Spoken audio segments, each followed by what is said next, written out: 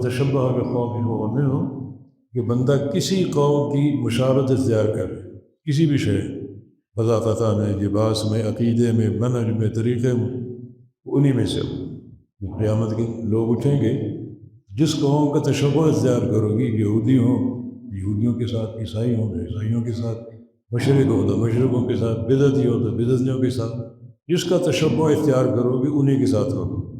یہ بڑا قاعدہ کلیہ ہے کہ جو بندہ کسی قوم کا تشبہ اختیار کر لے وہ انہی میں سے ہے۔ جس کے لیے ضروری ہے کہ ہم اس معاملے کو کھلی آنکھوں سے دیکھیں۔ ہمارے پاس ہمارا دین ہے، وَأَقِمْ وَجْهَكَ لِلدِّينِ حنیفا، حنیف بن کر اپنا چہرہ دین کی طرف سیدھا کرو۔ حنیف بننے کا معنی یہ بھی کہ دنیا کے نظام ان سے کٹ جاؤ، الگ تھلگ ہو جاؤ اور سیدھا دین کو دیکھو۔ یہ آپ کی غیرت ہے، دین کی غیرت۔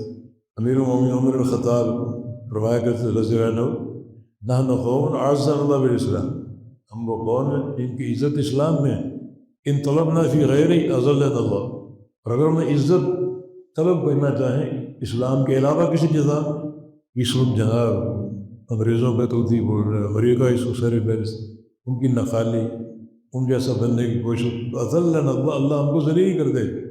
بظاہر کتنی پسندی نے آپ کو دین کو نہیں چھوڑا، پوری غیرت کے ساتھ حنیفیت کے حنیف بن۔ حنیف کا معنی جتنے نظام دنیا کے سب سے کٹ کر علیحدہ ہو کر کسی کی طرف جھانک کر نہیں دیکھنا، صرف دین اسلام کو دیکھنا۔ ہماری اس میں عزت بھی ہے اور یہ اللہ کا امر بھی ہے کہ حنیف بن کر اپنا چہرہ دین کی طرف سیدھا کر۔ جو بندہ کسی قوم کا تشبہ اختیار کرے گا انہیں میں سے